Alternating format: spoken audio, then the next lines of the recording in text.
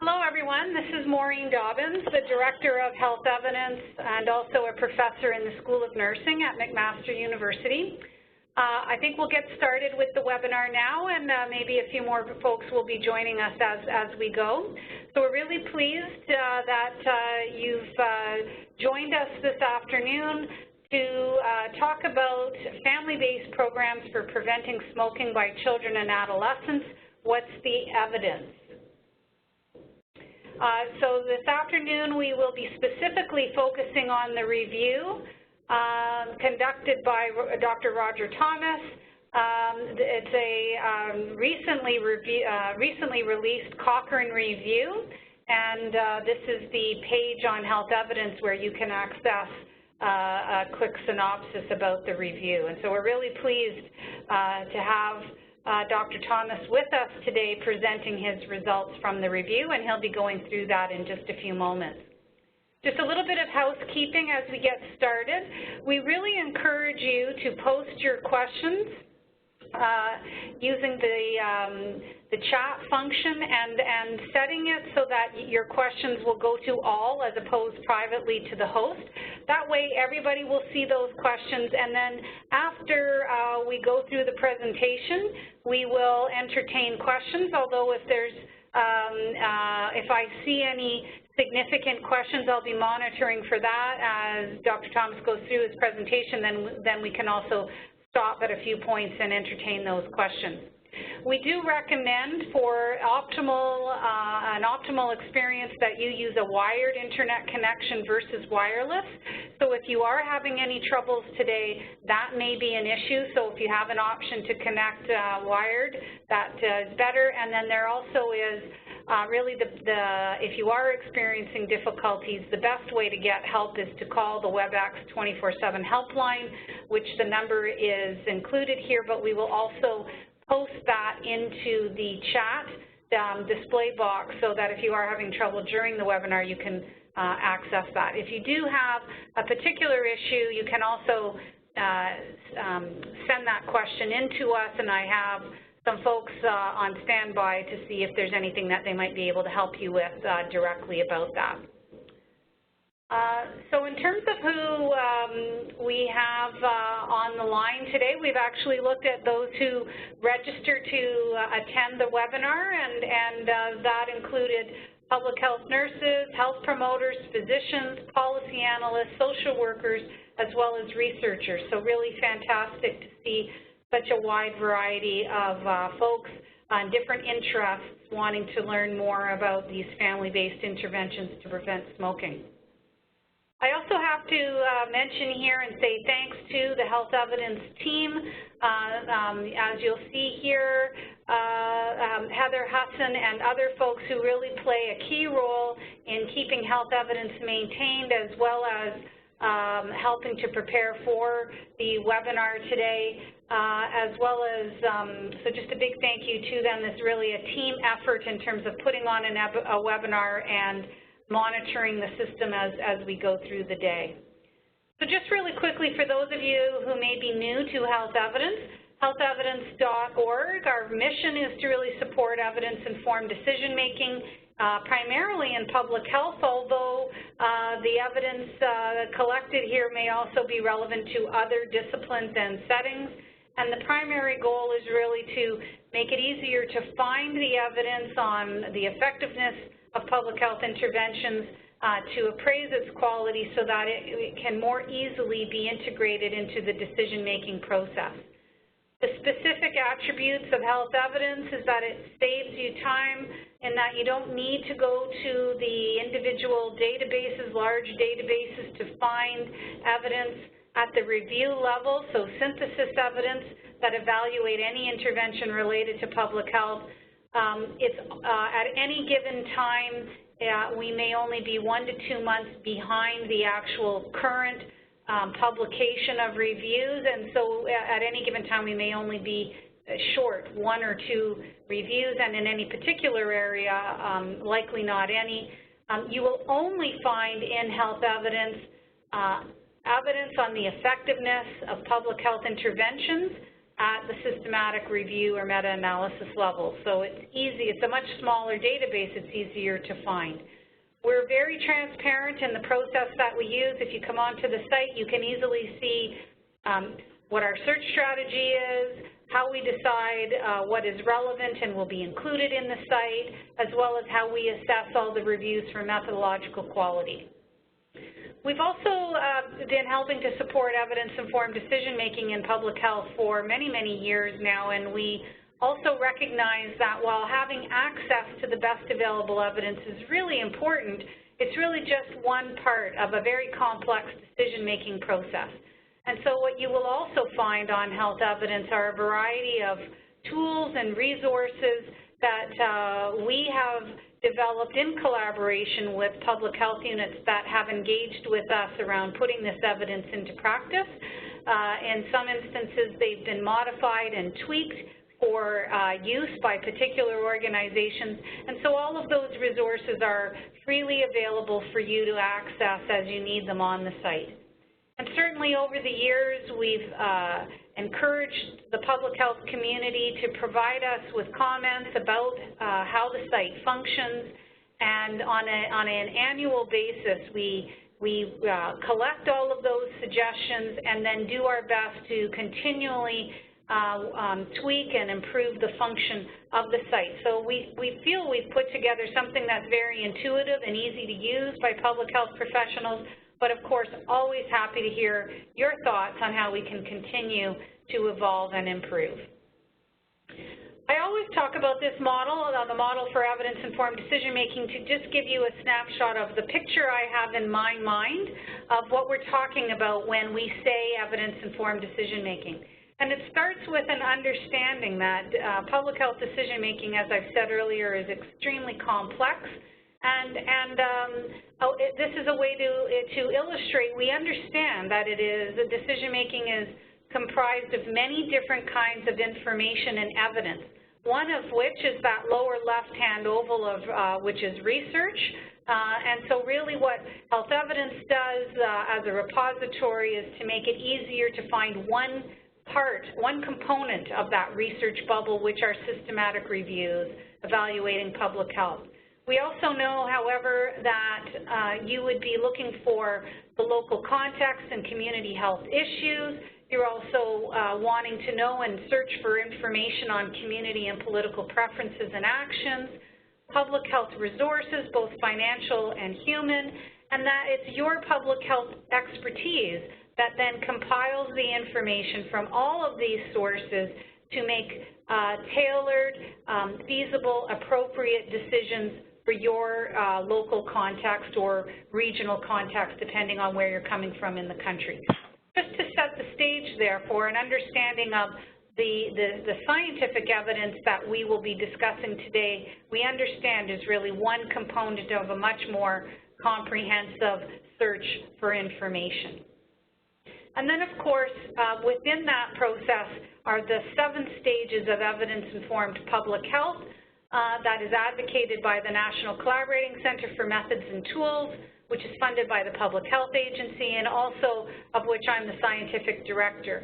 And this is a 7-step process that's illustrated here, where there's really no one right place to start on this wheel, but sometimes we talk about it in terms of defining the issue, searching for the best available evidence and information to inform that issue, appraising the quality of that information, then synthesizing it to make sense of it, thinking about how we may need to adapt it to be locally appropriate, feasible, and relevant, and then if we make a decision to change practice, how do we go about implementing that change?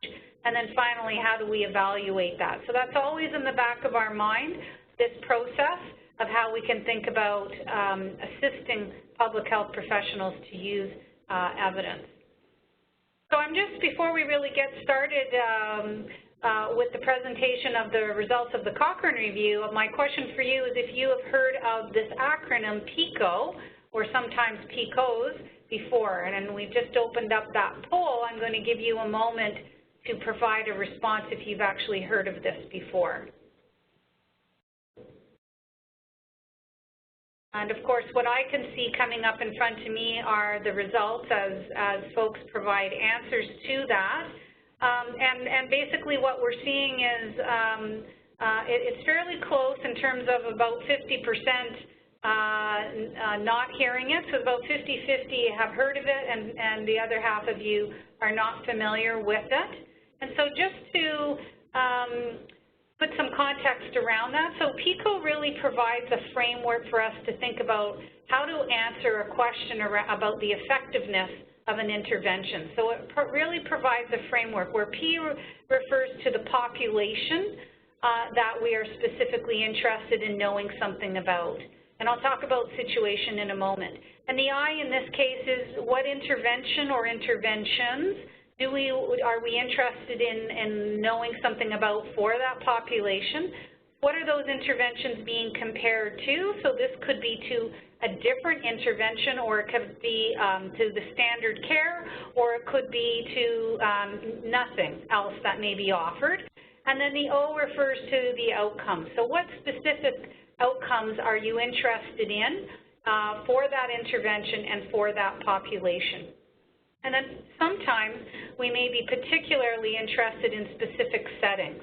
So this could be interventions happening in the community, interventions happening in the school, interventions happening in the home for families, as is the case for today's systematic review.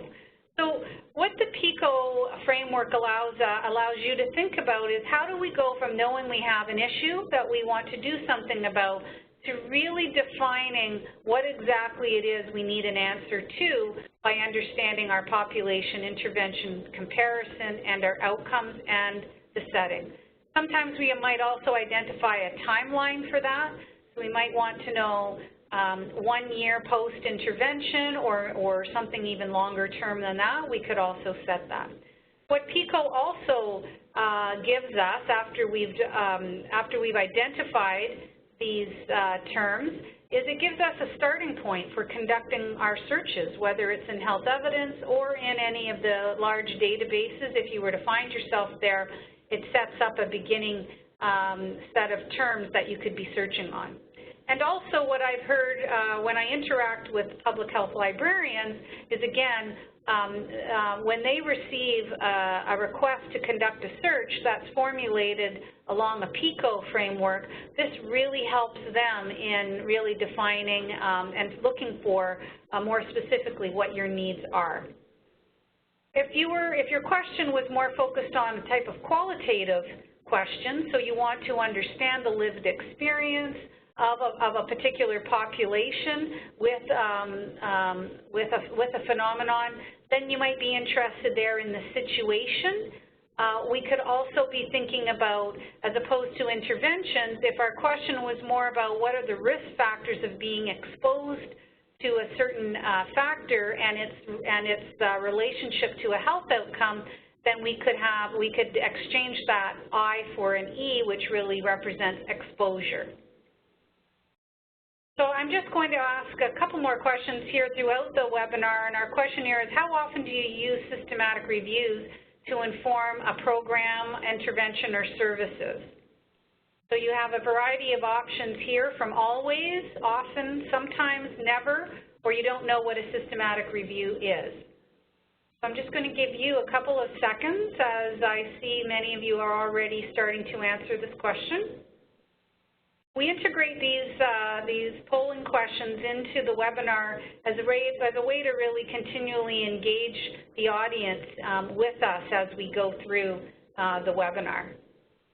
So a nice normal distribution seems to be occurring here, in that a small number are saying always, more are in the often category, and sometimes, and then really a small amount in the never or don't know what a systematic review is.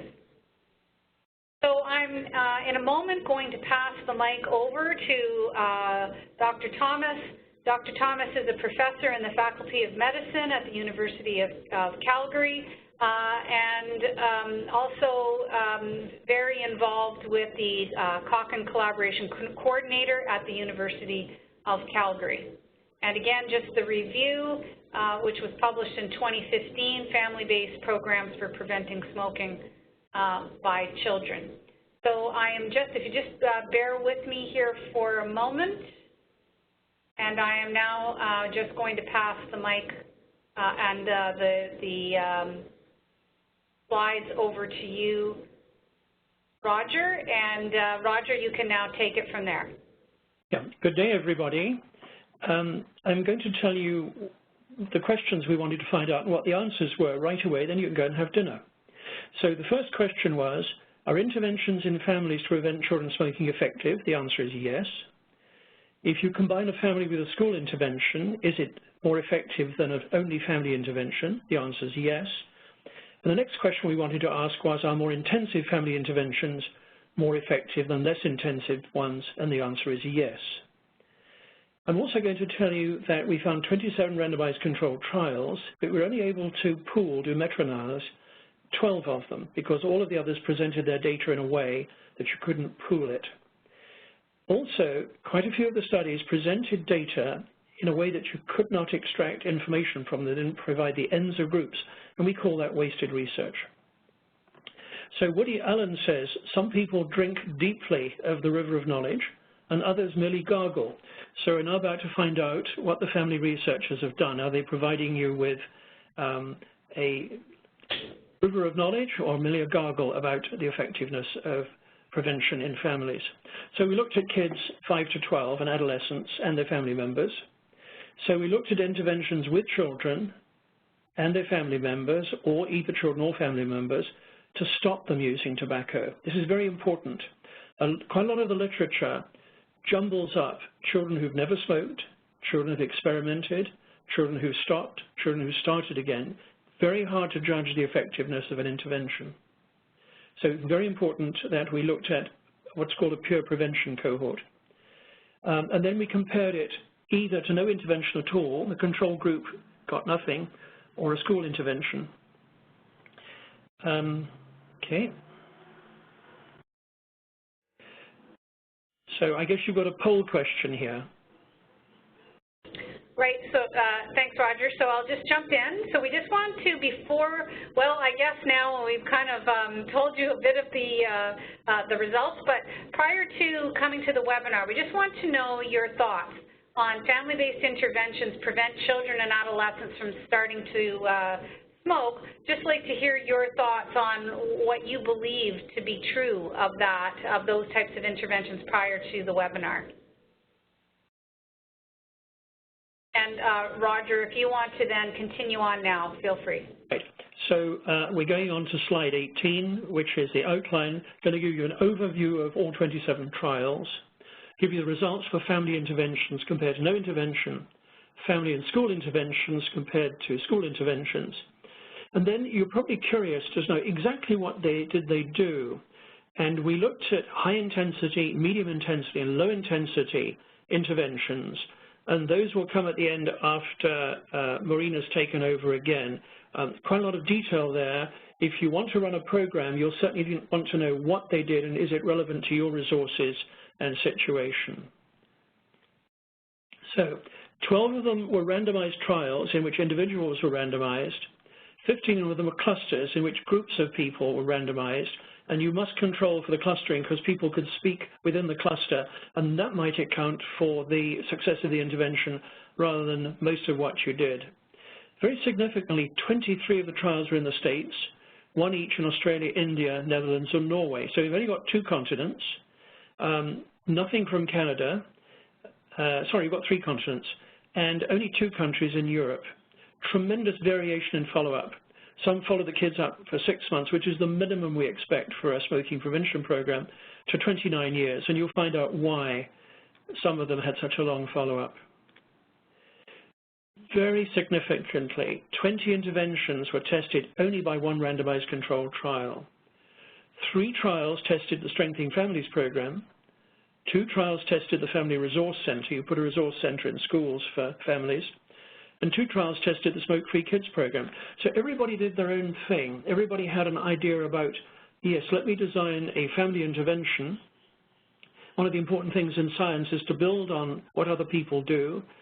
replicate an intervention in a different population, different ethnic group perhaps, different socioeconomic group, particularly with gender. There's less research on gender than there should be. And so this is a very, very heterogeneous set of studies, and you'll see if we've been able to integrate them. We're going on to risk of bias now. So low risk of bias is measured by green, unclear risk of bias is yellow, and high risk of bias is red. We use the Cochrane Collaboration Handbook criteria. So on the first one, random sequence, they did pretty well. And the idea is, did they use a strong method? A strong method is a computer allocation or numbered envelopes that are not transparent. You couldn't see what was in them. Allocation concealment means the researchers didn't know which groups afterwards they were assigned to. And there's quite a sea of yellow there. Blinding was not done and probably quite difficult to do. Blinding of the outcome assessment was not done, and that could have been done. Incomplete outcome data, not bad. About 40% had complete outcome data. The yellow is it's not clear, and some of them had incomplete. No selective reporting bias. So that's the depiction of bias. And of course, some of these studies are from before the year 2000, when the requirements of the consort group came in for much better reporting of trials.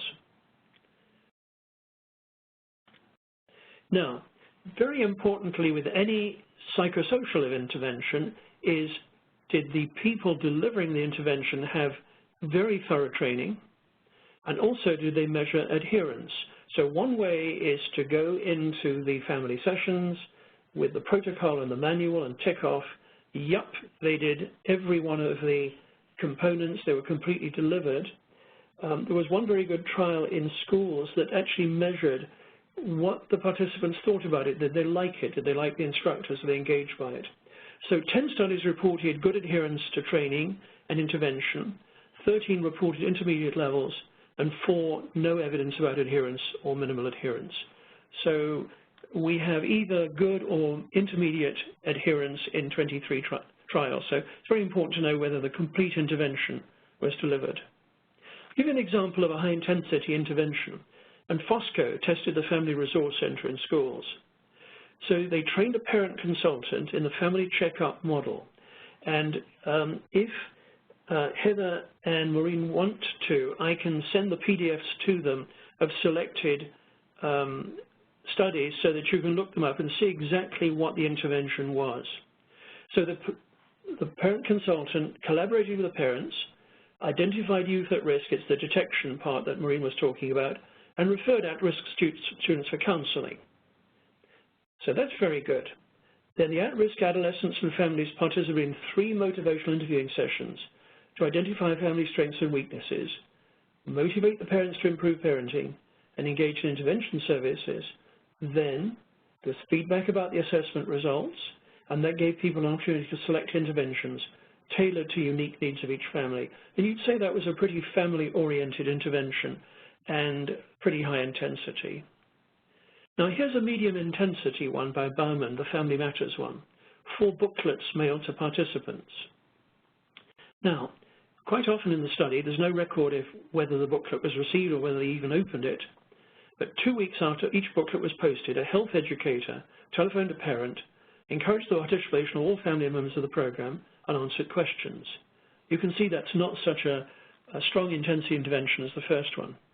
Now here's a low-intensity one, tested actually in 3 trials. 6 printed activity modules, some general communication about smoking, communication about the influence of smoking messages, encouraging rule setting, in creating a smoke-free house and environment, and discussing peer influences. So quite low intensity because nobody is actually from the study engaging the folks and making sure they are engaging thoroughly with the activities. Now, we're going to summarize all the high-intensity family interventions that we're able to metabolize. Sorry, not metabolize, meta-analyze. You can see the authors down the side. Spoth appears twice because he had 2 arms, 2 study arms. You can see the numbers in the second column and the odds ratio in the third. For those not familiar with odds ratio, statisticians use many terms, but an odds ratio is something that most people understand from gambling. So if you look at Haggerty, the chance of the child not smoking if they received Haggerty's intervention compared to receiving no intervention was 16% better than no intervention.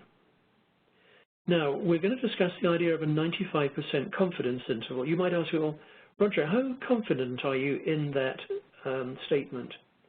So the idea is you have a sample here. A sample is a sample of a certain number of participants. So the statistical concept is you repeat the study 100 times. It's like tossing a penny. And you ask, based on the statistics of this study, what are the probabilities that you're 95% sure that the outcome is what you said it was? So for Haggerty, it's 0.43 to 1.63. So it is 57% better than doing nothing, or possibly 63% worse than doing nothing. Now, the central tendency is 0.84, 16% better. If you go down the others, like Prado, you see the confidence interval is below 1. So we know that all of the 95% values are better than doing nothing. So Prado had a pretty good result. Fosco, 45% better than doing nothing, and the 95% confidence interval is 71% better than doing nothing, or maybe 70% worse. Now, if you go down to the bottom, what a meta-analysis is, you add all the studies up. And you can see that the odds ratio is 71, which is 19% better than doing nothing, and it might be as good as 39% better than doing nothing, or 18% better than doing nothing. Just put in another framework, if you went to your doctor's office and said, doctor, if you give me that pill, will it make me better? And the total was like this, the doctor would say, yep, it's going to make you 29% better than doing nothing, and it might be 39% better than doing nothing, and at the worst, it will be 18% better than doing nothing. So you'd make a decision whether you wanted to take the medicine based on its harms as well. Now, right at the bottom, you'll see a heterogeneity. Heterogeneity means things are very different. They're so different they shouldn't be mixed up. And there's a particular measure called I-squared developed by Julian Higgins at the University of Cambridge, and the heterogeneity is 0%, which means it is totally legit to add all these studies and make them into a big one. Now you say, well, why take these studies and add them into a big one? And in cardiovascular research, when they started to do meta-analyses, they found actually they knew the answer, whether a medicine was effective, actually 10 years earlier, if they had done a meta-analysis and listed all the studies. So the studies in the 10 subsequent years were not really necessary. They'd actually known the answer 10 years earlier. There was enough evidence if you meta-analyzed it. So that's the reason you do meta-analyses, to make one large study. Now, the test for overall effectiveness showed it was very effective. Z is a particular measure of effect. So the probability is 0.0001. So that's pretty good evidence. I'm going to go on to the medium intensity, which is bound. We just have one study here. So if you give a medium intensity family intervention, you've got a 17% better chance of them never starting smoking and doing nothing. You've got a 33% chance at the very best, and maybe 3% worse. So you think, okay, this works too.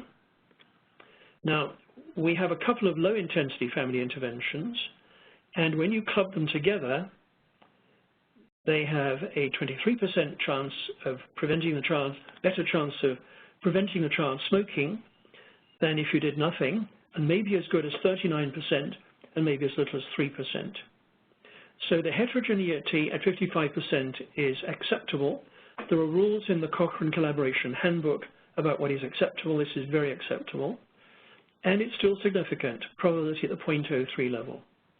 I think I'm going to stop now there and see if Maureen has any questions or the folks have any questions, and then I will go on to the next topic and I'll show you the next slide. This actually groups all of them. So for all of the family interventions, high, medium and low compared to do nothing, it is 24% better than doing nothing, possibly 32% better than nothing, and at worst, 16% better than doing nothing. The heterogeneity is 0, so you can add all the studies together, and the probability is very good, 0.00001.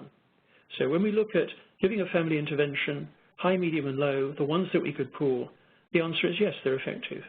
So Maureen and participants, over to you, if you have any questions. Great, thank you very much, Roger. That's really compelling evidence that you're showing there. And I might just, you know, the only thing I think that really is important to note here is that in these data that Roger's been showing us is when we compare the high, medium, or low family interventions to no intervention, and that is important to comment, and we'll talk a little bit more about when it's being compared to maybe something else, because in many instances there's at least something else going on usually. We can see if there's what the additive effect is. So I might just open it up to those of us that are on the line with us today. Are there any questions that you'd like to pose at this point? I don't see that any have come in, specifically in relation to the data that Roger's presented, but I'll just, oh, here we go. So one of the questions that we have, Roger, is how legitimate is it to combine results from different types of interventions? That is the very, very important question. They're all family interventions, and you'll see how varied they are. So when you do a systematic review, there are two approaches. One, you do a meta-analysis, and you join all the numbers up. If you believe the studies are so different they shouldn't be grouped, you do a narrative analysis. And a narrative systematic review is extremely hard to make sense out of because people talk about 30 studies and you come away from it wondering, well, are they effective as a group? So there's a certain strategy here. People want an answer. You may actually say, no, I can't give you a grouped answer. In this case, I felt they were all family interventions. They were directly focused on the family. They used different types of interventions. And as I mentioned, they were very, very heterogeneous in their approach. But nearly all of them were oriented towards parenting. And just to anticipate the conclusions, there are several styles of parenting. One is authoritative, in which you take a great interest in the child, spend a lot of time with the child, set rules, expect that they'll be adhered, there are lots of rewards. Authoritarian, which is do as I say, no rewards. And then neglectful, which is I don't care what you do, and I'm not going to give you any reward for doing anything. So a lot of them were oriented towards engaging families in better parenting. So I think that's one of the key reasons for integrating them together. But that is a very good question. When we did the schools review, there were what we called social interventions that help kids with their social skills. And the question is, were they all similar? They were similar enough we could group them, but we put quite a bit of thought into deciding, are they similar enough? So that's a judgment you have to make when you look at the reviewer and see if the reviewer has actually justified themselves in putting them together. You actually might have differences between readers and saying, yep, I think they belong together. Great, thank you, Roger. Now there's another question that's come in as well, and this one says, are the no intervention families randomly selected or selected to reflect a similar population group in the intervention family? Yeah, every study in this review is a randomized controlled trial. As I mentioned at the beginning, 12 randomized controlled trials where they were oriented towards individuals and 15 cluster randomized trials where they were oriented to clusters of individuals. Every one of these studies is a randomized controlled trial. And as you saw, I put up the risk of bias, and you can see that half of them told us they had a strong method of randomization, such as a remote computer. The others got the yellow because they just said randomly allocated. They didn't give us information whether they were strongly allocated or not. But they were random. I'm sorry, and if I could just add another comment there as well, Roger, is just that the very nature of conducting a randomized control trial means that you that process of randomization, so randomizing those families or children, or if they did it by school or classroom, whatever that unit is done completely randomly such that those that end up in the intervention group should look very similar to those that are in the control group. Okay, so I'm just quickly checking here. So I don't see any other questions have come in, Roger, so let's keep going. So we'll press ahead. We only have 2 studies that compared a family plus school intervention to school intervention. And you can see that when you put them together, you've got 2,301 kids, and it's 15% better to do a family and a school intervention compared to just a school intervention. And it could be as much as 25% better or 4% better. And if we jump to the overall summary, I put them together here. We've got nearly 7,000 kids involved, 9 studies comparing family to no intervention, 2 family plus school versus school, and you can see that the odds ratio is very acceptable. So I mentioned there's a convention in science to get a very conservative view of the evidence. So if you said, look, if you repeat this study 100 times, would you get the same results?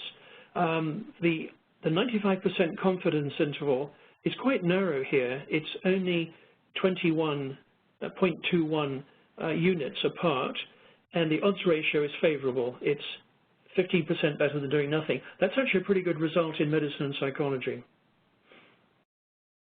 Right. Now, you have a poll here. Yes, so that is all the data that Roger was going to present to us today. And so we're just asking that question now to see if this information has changed your mind at all about whether or not family-based interventions prevent children and adolescents from starting to smoke. So again, the same grade here from strongly agree to strongly disagree. And maybe, Roger, I'll just ask you to comment while folks are responding. So when you take all of this together and thinking about that you had, you know, your high, medium, and low intensity interventions, and then whether or not there's a school component, I guess what would be your, you know, kind of best guess on really what are the key things one needs to have in a program like this to really prevent smoking? Okay, so with the schools review, of which I'm the first author, we put it now through the 3rd edition, and we found 134 randomized controlled trials. So there were social skills interventions, which are 60% of all of the studies. We actually found they weren't effective. They were designed more to focus on refusal of tobacco skills, looking at tobacco industry, information. The social competence interventions that were meant to teach you general social competence, how to interact with the other gender, how to plan, a lot of sort of skills that adolescents might like, they were effective. Interestingly, the ones that taught social skills to refuse and social competence to be a more competent adolescent were effective. So I think if you combined a school intervention that has social competence or social competence plus social skills and one of the high-intensity family components, and as I say, you need to look at the detailed studies to see what's relevant to your population and your set of resources. That would be the most effective. But in all of these things, you've got to consider the cost of mounting such a program. Right. Thank you. And we've closed the poll now, and what I see from the data is it seems like for some of you, you're thinking a little bit more positively now than you were at the beginning of the webinar about the impact of family-based. And so we're now just asking you one additional question, which is, do you agree with the findings of this review? And again, asking you to consider from strongly agree to strongly disagree your thoughts about that.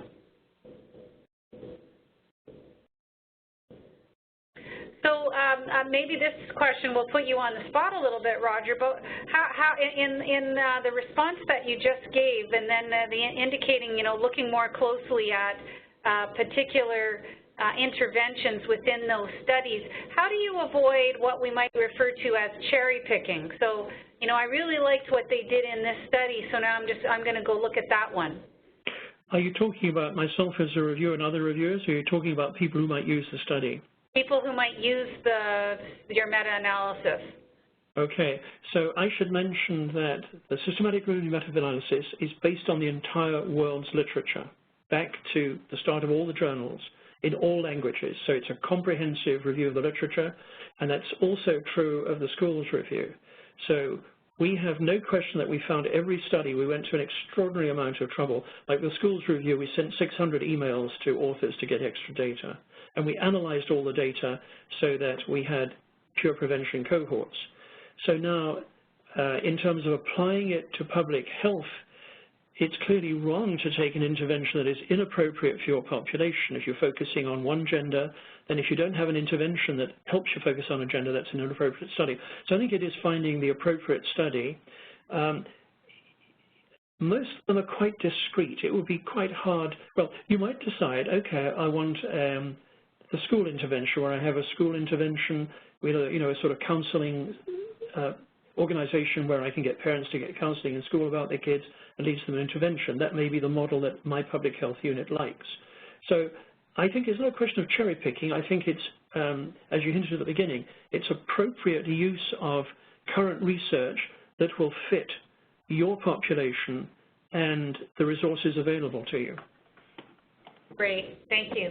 So we've now closed that poll as well, and we're very much at the strongly agree and agree with one person being neutral on that. So I'd just now like to open it up to see what other questions that you might have for us.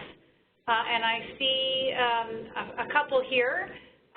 One question that has, according to you, how good do the family-based programs results score compared to other types of interventions in the field of smoking prevention? Okay, so we're talking about children and adolescents here, right? So we're talking about prevention. We're not talking about cessation of kids who are already smoking. So the if you look at the entire set of Cochrane reviews, there's one systematic review on counseling for children to help them stop. But really, the family intervention and the school's intervention appear to be the two key interventions that I'm aware of, and I'm responsible for the Cochrane reviews on both of them.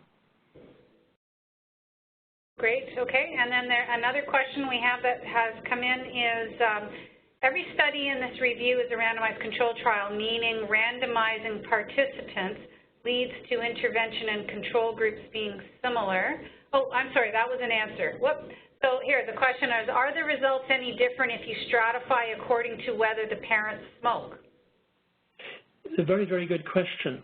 They didn't do that, and that was really a crucial thing. You also want to know if the presenters smoke as well. So Roger, is that a limitation then in these studies that the authors or the researchers didn't look at least include in their analysis whether or not the parents smoke? Yep, it's a major problem because you don't know which way it's going to go. Because some parents who smoke say, my kids won't pay any attention to you, I'm not going to say anything. Others of them are going to be quite keen to stop them smoking. So we don't know which way it's going to go. Right. I think that should stop us using the trials, but it is a problem. Right. I guess the other, while I'm waiting to see if a few more questions do come in, you know, it did seem like not all that long ago we did seem to think that the social influences approach, so trying to teach children how to not succumb to peer influence, you know, what we thought the best way to approach this. So, you know, now that we have new evidence, I mean, what's your message really to public health professionals around how the evidence changes? Well, that's from the schools review. 60% of all the interventions were social skills, and they don't work. It's quite clear. At 6 months and 2 years, they don't work. Right. And that's when you meta-analyze them. So if it's a social competence and social skills combined, they do work. Right. Okay, great. So, so the question about whether or not the PowerPoint will be made available, yes, definitely.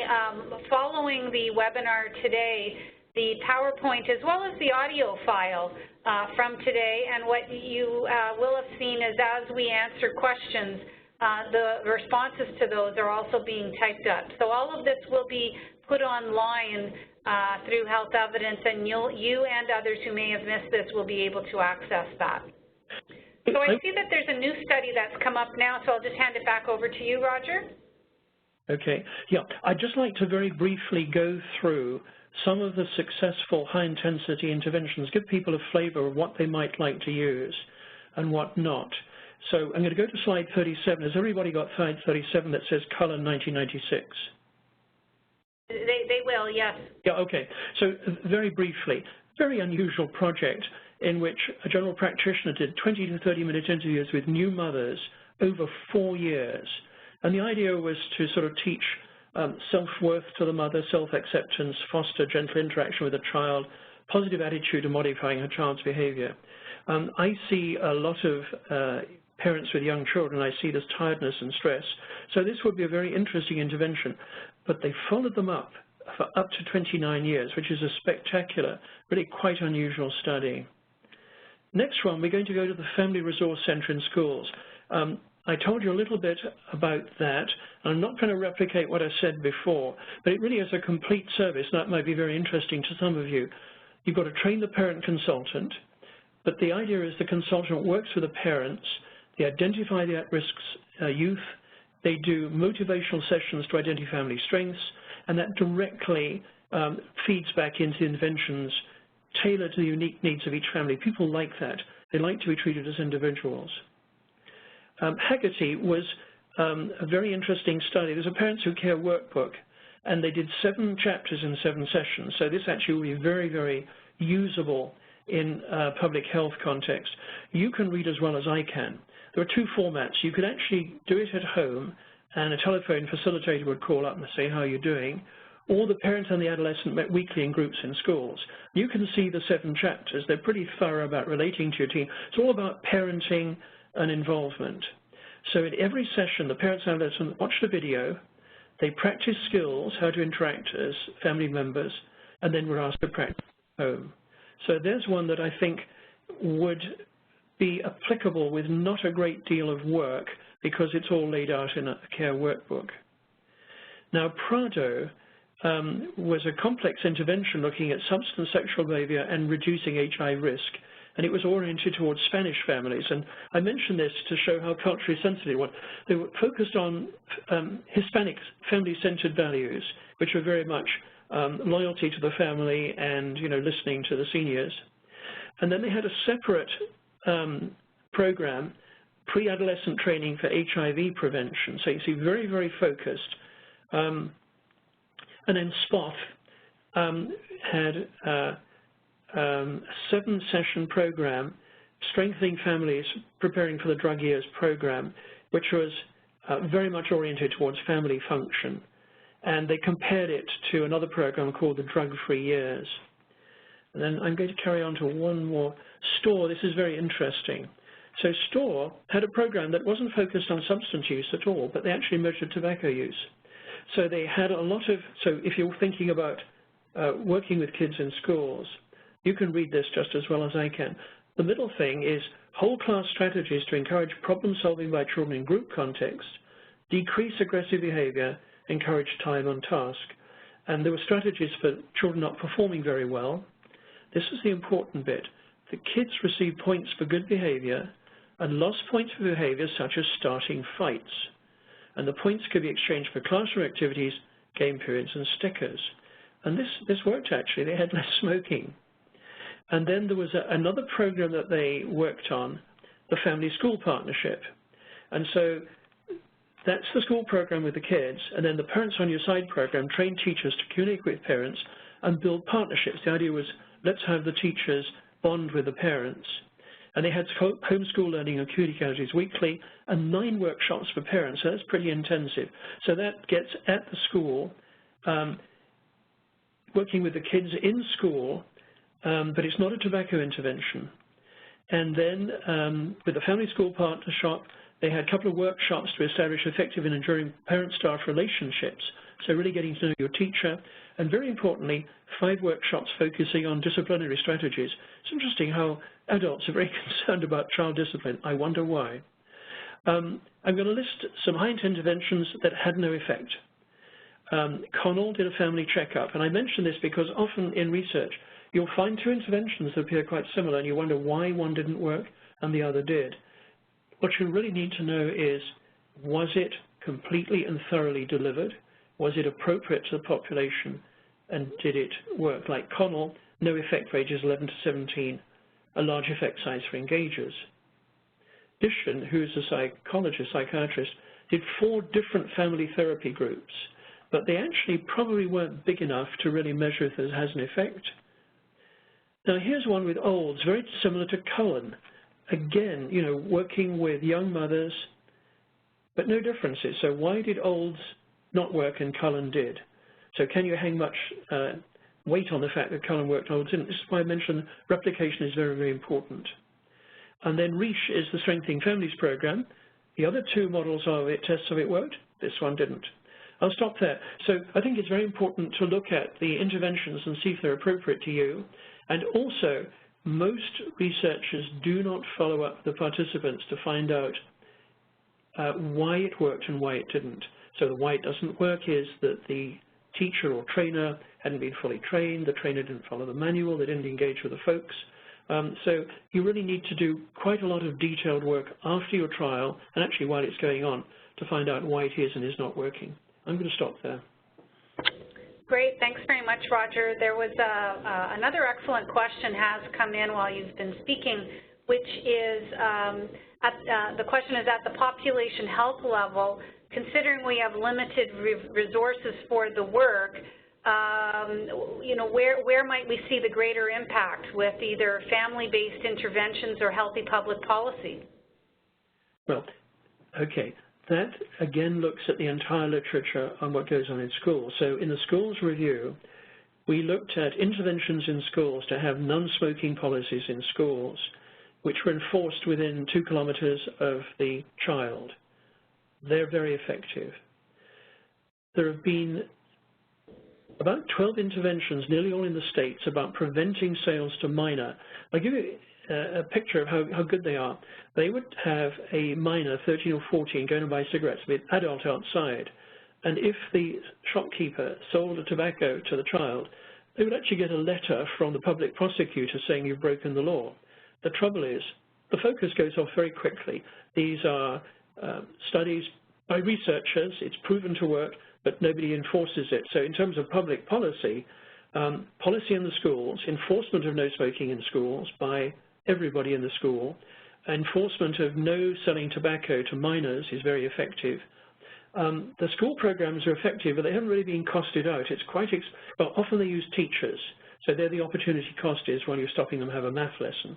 So many of them use teachers, so therefore the cost is really the organizing of the researchers and the funding of that. The family programs could be organized by public health workers, but then there's the opportunity cost if you do that. And I'm particularly thinking of the one where there's the 7 chapters and 7 workbooks.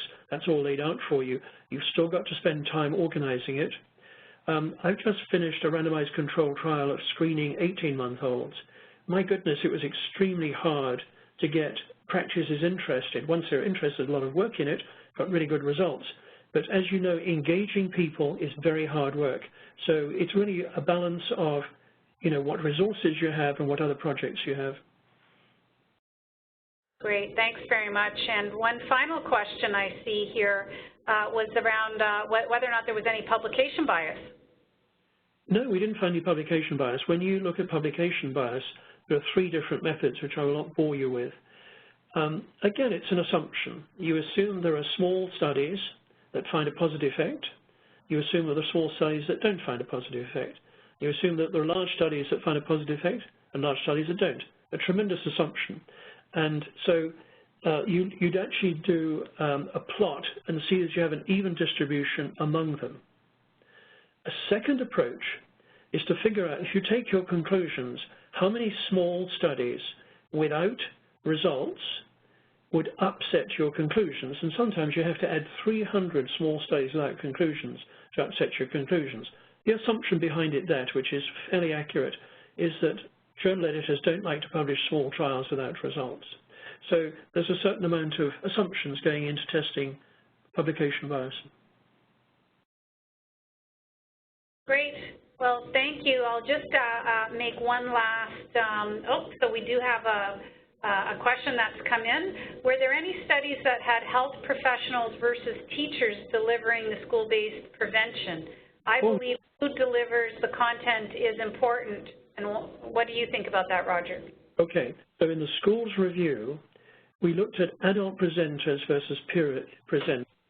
It was thought before we started the review that kids would really like peers, and in fact, the peers were not effective, but the adults were. And the adults were a very wide variety of people. They were master's students in psychology, they were the school teacher, it could be the social studies teacher, it could be the researchers, a very, very wide range. We didn't actually break that down because we didn't think we had enough numbers to do that. But certainly from the schools review, the adult presenter is more effective than the peer presenter. And I guess there's some similarities to what I found in my school-based physical activity review, in that there did appear to be a trend that when the physical education component was being taught by specialists, so those with some advanced knowledge in physical activity and physical education, that there tended to be more positive results than if it was implemented by general teachers. So there seems to be some similarities there. So I don't see that any additional questions are coming in, but thank you so much to everyone who has joined us today. We will move to wrap up then. It's been really a very interesting hour to hear these results and also to get your insights, Roger, in terms of really thinking about this and explaining very nicely some statistical concepts and meta-analysis types of content. So thank you very much to Dr. Roger Thomas for joining us today. You can see us here on the thank you slide that if you have any questions or would like to contact us, you can reach us at info@healthevidence.org. And as I said earlier, a copy of the presentation will be available on Health Evidence, and you see the URL here. You would have to log in with your Health Evidence username and password, or if you aren't already a registered user, it really will take 2 seconds of your time to register. That also allows you to customize your profile if you would like to receive our monthly updates. That would then just send you newly published reviews that are tailored to your area of work or whatever you identify for us. So with that, I would just like to thank you all again for joining us today. We will be resuming our monthly webinars in September, so please be on the lookout for additional information from us as we start up our monthly webinars after a break over the summer. And thank you again, Roger, for joining us, and hope you will join us all again in the fall. Thanks very much. Bye-bye.